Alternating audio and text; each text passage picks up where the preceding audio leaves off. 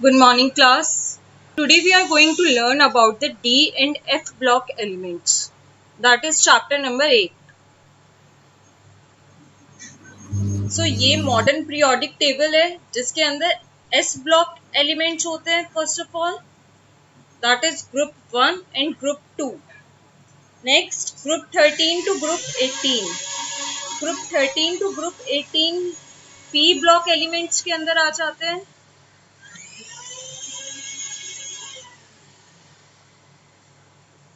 फिर group 3 to group 12 ये D block elements के अंदर आते हैं. डी ब्लॉक एलिमेंट्स को पर्टिकुलरली हम क्या बोलते हैं? ट्रांजिशन एलिमेंट्स बोलते हैं.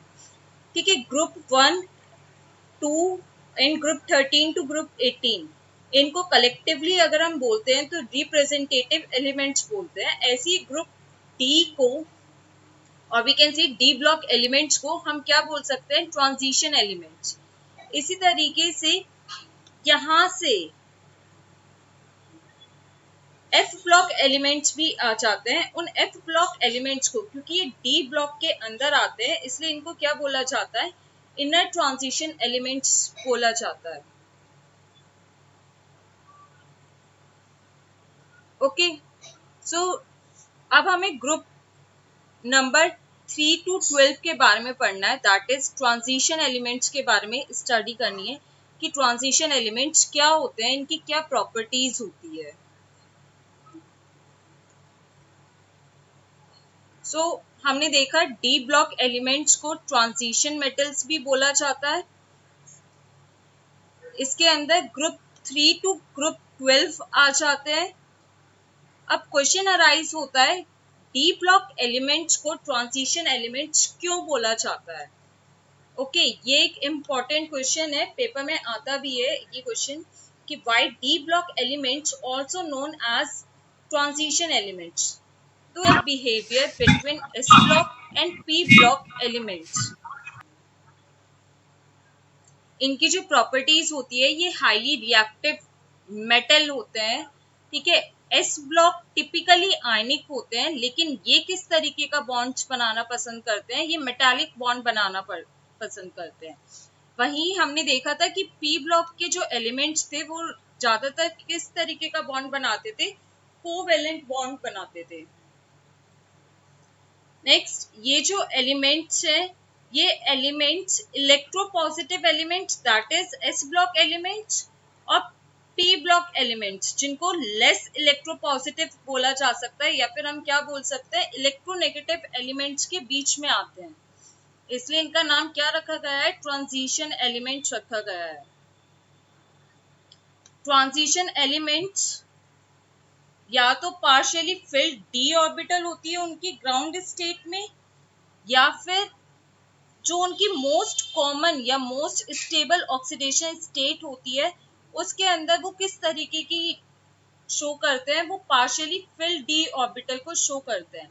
इसलिए ही एलिमेंट्स को क्या बोला जाता है? Transition elements. जो भी एलिमेंट्स पार्शियली डी ऑर्बिटल को शो करेगा वो क्या कहलाएंगे? Transition elements. लेकिन कंडीशन है या तो ग्राउंड स्टेट में वो पार्शियली फिल्ड होने चाहिए या फिर उनकी जो मोस्ट स्टेबल ऑक्सीडेशन स्टेट होती है उसके अंदर वो पार्शियली फिल होने चाहिए.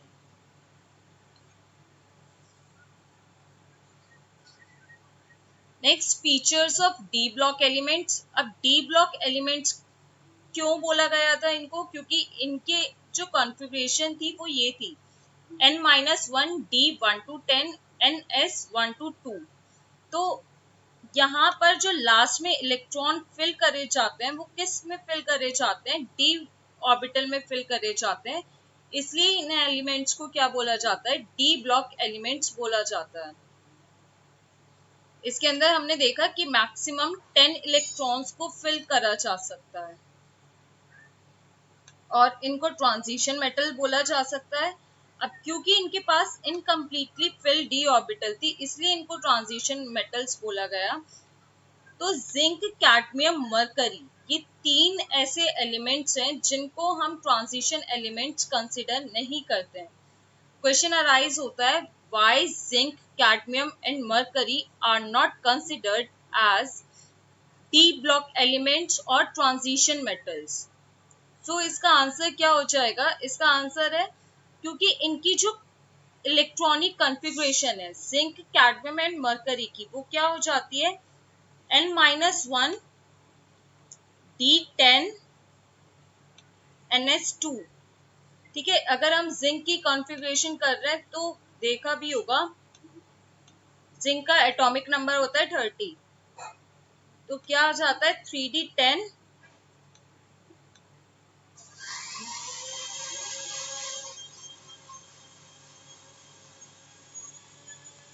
and 4s2।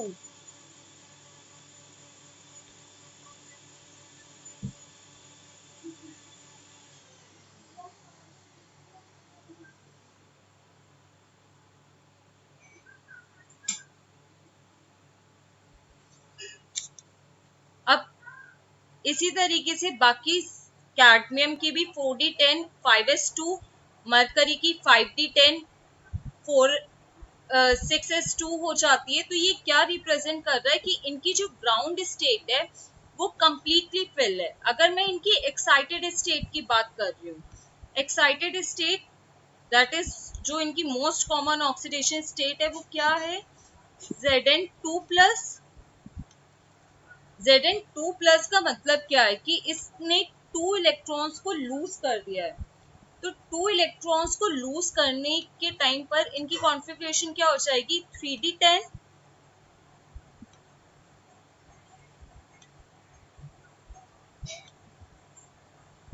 4s के अंदर कोई इलेक्ट्रॉन्स नहीं रहेंगे, तो 3D10 तक ये रिप्रेजेंट कर रहा है अपनी ऑक्सीडेशन स्टेट को। दैट मीन्स इसके अंदर पार्शियली फिल्ड डी ऑर्बिटल नहीं है। कैसी डी ऑर्बिटल है? यहाँ पर कंप्लीटली फिल्ड डी ऑर्बिटल है। इसलिए जिंक, कैडमियम एंड मरकरी को ट्रांजिशन एलिमेंट्स नहीं बोला जाता। नेक्स्ट, इसके अंदर मेनली 3 सीरीज होती है। First is known as 3D series, जो स्कैंडियम से जिंक तक होती है। Next 4D series, 4D series Y2CD होती है।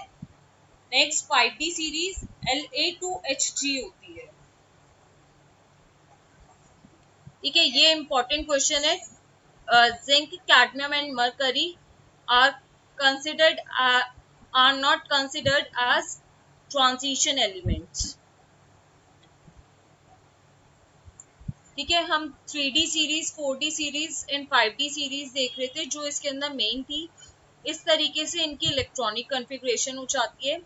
6D ट्रांजिशन सीरीज जो होती है उसके अंदर इतने ज्यादा एलिमेंट्स फिल नहीं है।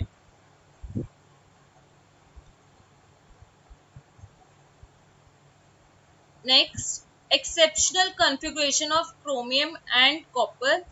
क्रोमियम एंड कॉपर की एक्सेप्शनल कॉन्फ़िगरेशन देखने के लिए मिलती है। इसका रीजन क्या था? क्योंकि ये क्या कर लेते हैं? स्टेबिलिटी को गेन कर लेते हैं। इनके पास फुल फिल और हाफ फिल कॉन्फ़िगरेशन देखने के लिए मिलती है। जैसे कि क्रोमियम था, क्रोमियम की कॉन्फ़िगरेशन क्या हो जाती है? इसका नंबर होता है 24। तो 3D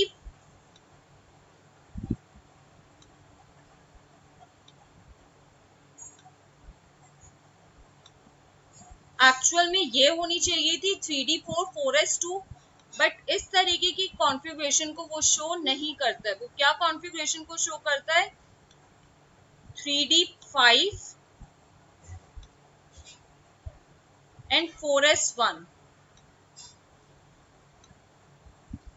क्रोमियम की कॉन्फ़िगरेशन ये हो जाती है एंड रीजन क्या था इसका? Half fill stability. Similarly copper की कॉन्फ़िगरेशन क्या हो जाती है? 29 होता है इसका atomic number. 3D9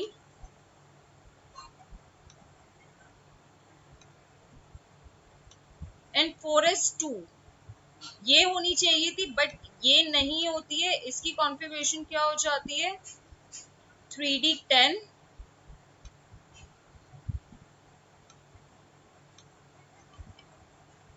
and 4s1। अब क्वेश्चन अराइज होता है, कॉपर जिसकी कॉन्फ़िगरेशन 3D10 आ रही है एंड 4s1, उसको ट्रांजिशन एलिमेंट क्यों कंसिडर किया जाता है? बताओ इसका आंसर क्या हो सकता है कि कॉपर को ट्रांजिशन एलिमेंट कंसिडर किया जाता है जबकि जिंक को हम ट्रांजिशन एलिमेंट कंसिडर नहीं करते हैं। कॉपर की कॉन्फ़िगरेशन में 3D10 आ रहा है, लेकिन हमने क्या बोला था कि ट्रांजिशन एलिमेंट्स वो होते हैं या तो उनकी कॉन्फ़िगरेशन जो कॉमन ग्राउंड स्टेट कॉन्फ़िगरेशन है उसके अंदर पार्शियली फिल्ड होने चाहिए, या फिर इनकी जो मोस्ट स्टेबल फॉर्म होती है, most stable oxidation state copper की क्या हो जाती है, Cu2+। तो Cu2+ के टाइम पर 2 इलेक्ट्रॉन्स को लूज करना पड़ेगा एंड इसकी कॉन्फ़िगरेशन क्या बन जाएगी, 3D9। ठीक है, 3D9 के अंदर पार्शियली फिल्ड इलेक्ट्रॉन्स आ गए हैं, इसलिए हम कॉपर को कंसिडर करते हैं ट्रांजिशन एलिमेंट एंड जिंक को ट्रांजिशन एलिमेंट कंसिडर नहीं किया जाता है।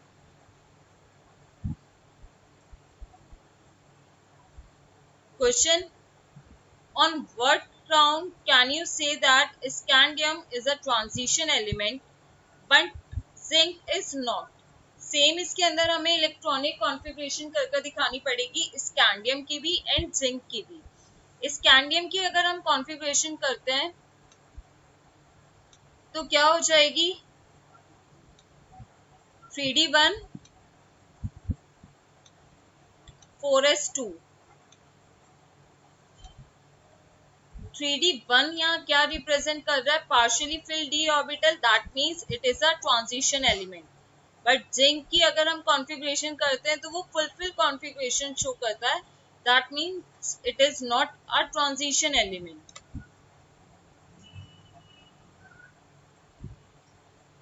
इन text question number 8.1, silver atom has completely filled D orbital. Silver atom की 4D10 आ जाती है, that means Ag ground state में। तो क्या हम इसको ट्रांजिशन एलिमेंट कंसिडर कर सकते हैं?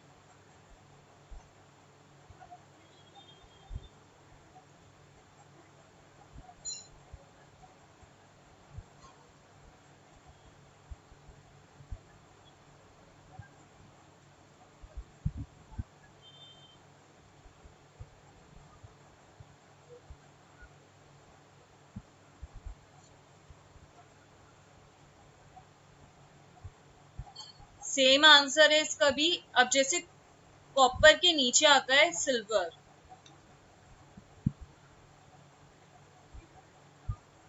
जिस तरीके से कॉपर की कॉन्फ़िगरेशन होती है इसी तरीके से सिल्वर की है।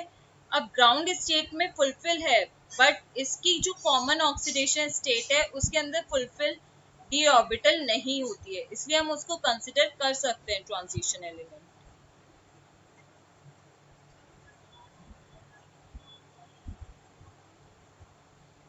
Next, general properties of transition elements. General properties क्या होती है ट्रांजिशन एलिमेंट्स की? अब क्योंकि ट्रांजिशन एलिमेंट्स है मेटालिक कैरेक्टर शो करते हैं, तो ये जितने भी मेटालिक कैरेक्टर की प्रॉपर्टीज होती हैं जैसे कि लस्ट्रस होते हैं, हाई टेंसाइल स्ट्रेंथ होती है, डक्टाइल होते हैं, मेलिएबल होते हैं, high thermal and electrical conductivity होती है, जितनी भी मेटालिक कैरेक्टर की प्रॉपर्टीज होती हैं वही सेम प्रॉपर्टीज ट्रांजिशन एलिमेंट्स भी शो करते हैं।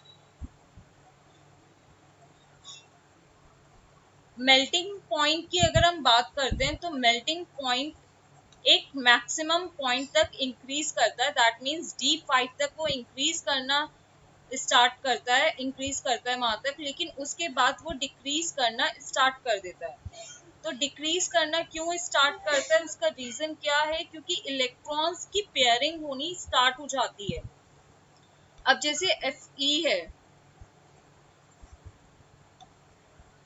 Fe के अंदर D6 आ जाता है,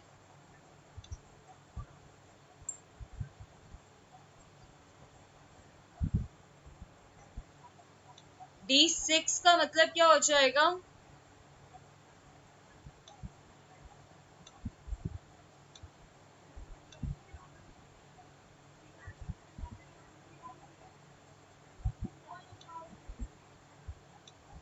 पहले सबको एक एक इलेक्ट्रॉन्स फिल कर देंगे, फिर यहाँ पर पेयरिंग हो जाती है जिसकी वजह से इसका जो मेल्टिंग पॉइंट है वो डिक्रीज करना स्टार्ट हो जाता है।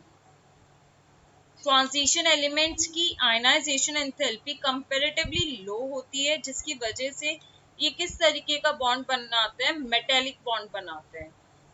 जितने ज्यादा अनपेयर्ड इलेक्ट्रॉन्स होते हैं उतनी ही ज्यादा इनकी बॉन्डिंग देखने के लिए मिलती है। सो हम कह सकते हैं मेटालिक बॉन्ड किस चीज के ऊपर डिपेंड कर रहा है, नंबर ऑफ अनपेयर्ड इलेक्ट्रॉन्स के ऊपर डिपेंड करता है। और ऐसा देखने के लिए मिला है कि टंगस्टन का मेटालिक मेल्टिंग पॉइंट सबसे ज्यादा हाई होता है एंड मरकरी का सबसे लो होता है।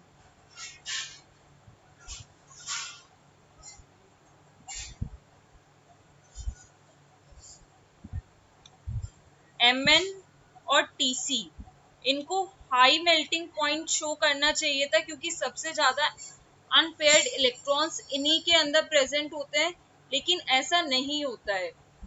यहाँ पर ये एक्सेप्शनल बिहेवियर शो करते हैं, लेकिन इसके अंदर W tungsten high melting point को शो कर रहा है।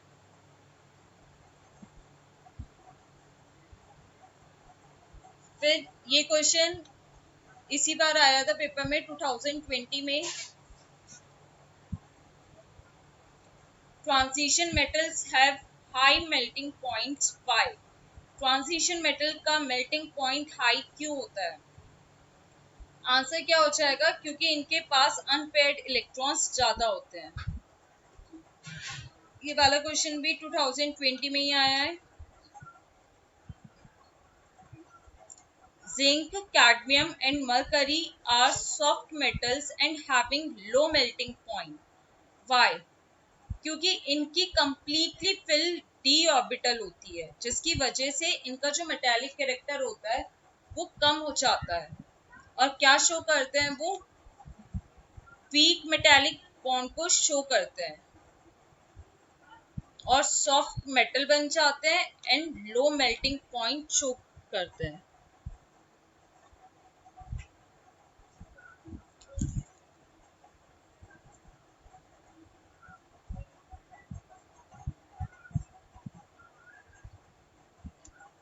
Next is atomic radii.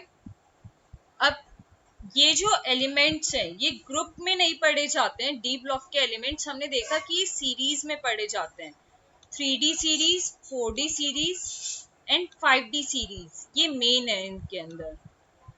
तो सीरीज का मतलब हम अलोंग अ पीरियड बात कर रहे हैं एंड अलोंग अ पीरियड अगर हम मूव करते हैं तो साइज क्या होता है, साइज डिक्रीज हो जाता है। तो इसके अंदर भी वही सेम इफेक्ट देखने के लिए मिलता है 3D सीरीज के अंदर, क्योंकि इफेक्टिव न्यूक्लियर चार्ज इंक्रीज हो रहा है तो एटॉमिक रेडियाई क्या हो जाता है, डिक्रीज हो जाता है। यहाँ पर देख रहे हैं हम कि एटॉमिक रेडियस डिक्रीज हो रही है, लेकिन FeCO और Ni इन तीनों की ऑलमोस्ट सेम एटॉमिक रेडियाई है। तो रीजन क्या है कि इन तीनों की almost same electronic atomic radii है? उसका रीजन है क्योंकि इनके अंदर चार्ज इंक्रीज हो रहा है, साथ साथ इलेक्ट्रॉन्स भी इंक्रीज हो रहे हैं, तो रिपल्शन भी इंक्रीज होगा। तो अट्रैक्शन और रिपल्शन एक दूसरे के इफेक्ट को खत्म कर देती है, जिसका रिजल्ट क्या देखने के लिए मिलता है कि इन तीनों का साइज अप्रोक्सीमेटली सेम हो जाता है। फिर अगर हम ये दोनों सीरीज देखेंगे, अब इन दोनों सीरीज के अंदर एटॉमिक रेडियाई ऑलमोस्ट सेम है, कोई ज्यादा डिफरेंस देखने के लिए नहीं मिल रहा है। तो उसका रीजन क्या है कि इन दोनों की एटॉमिक रेडियाई ऑलमोस्ट सेम होती है, क्योंकि इसके अंदर 5d ऑर्बिटल भरने से पहले कौन सी ऑर्बिटल फिल हो जाती है, 4f और 5f फिल हो जाती है।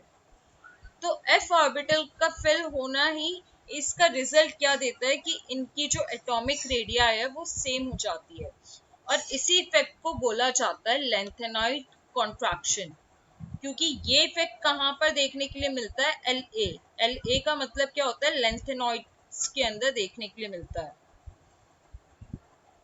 So lengthenoid contraction is the filling of 4f before the 5d orbital. This is known as lengthenoid contraction. और इसका रिजल्ट क्या है, इसका रिजल्ट है कि 4d and 5d series similar radii को शो करते हैं।